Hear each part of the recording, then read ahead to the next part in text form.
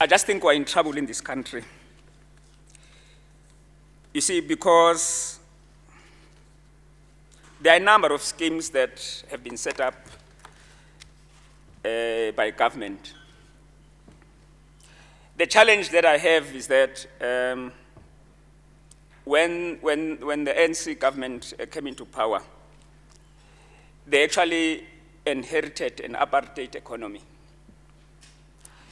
And there have been a number of strategies that government put in place to try and make it work.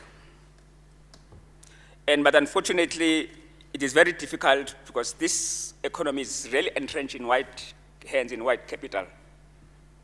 And as a government, we needed to do something different.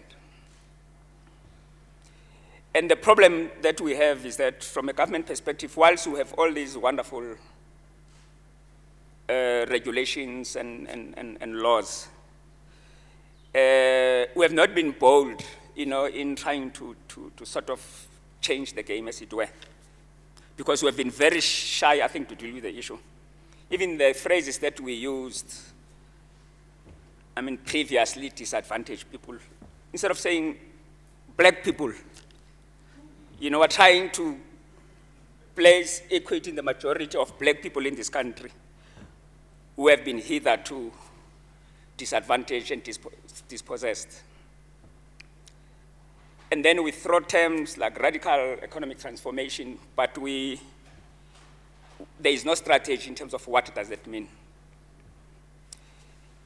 On the 24th, which is about 2 weeks back, we had the Presidential Business Working Group, which is BBC, BUSA, government with cabinet ministers. Now, in one of the reports, one of the deputy ministers, in trying to show that there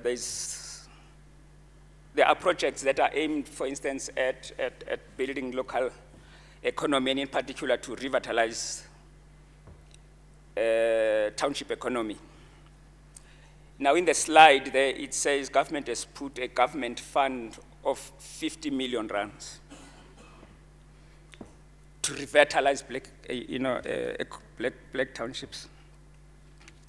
So when it was about time for us to engage, I then stood up. I said, Mr. President, I'm very concerned, you see, because if we talk about radical economic transformation, if we understand that the Johannesburg Stock Exchange market capitalization is in excess of 3 trillion rands, and then we're talking about a government fund of 50 million rands, I'm not sure how serious are we.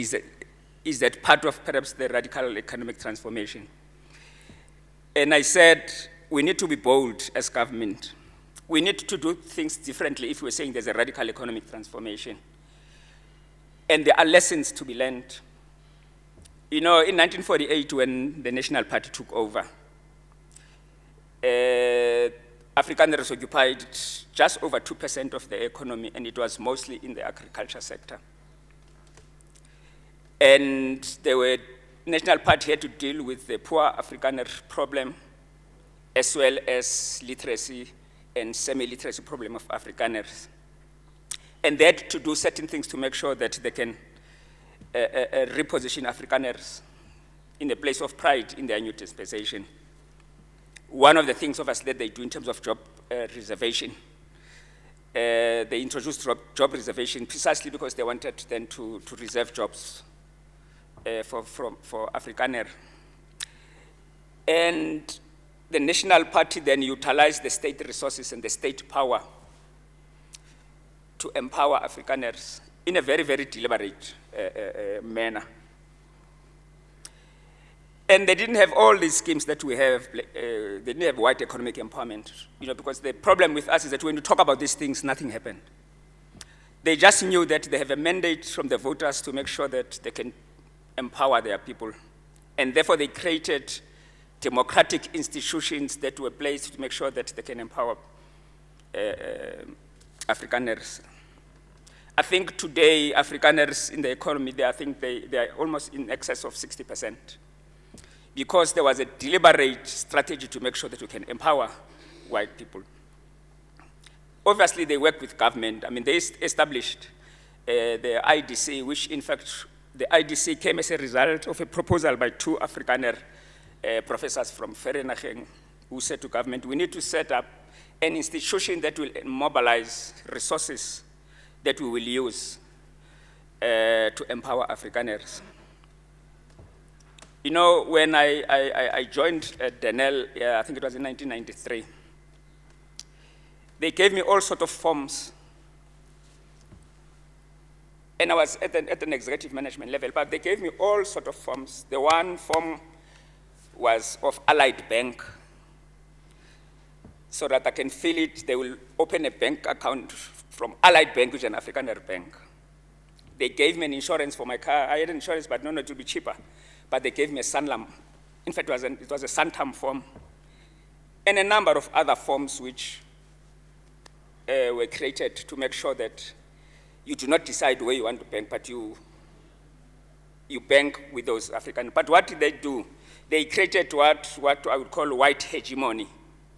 They created institutions that would make sure that they capacitate Afrikaners, and they were not shy about it.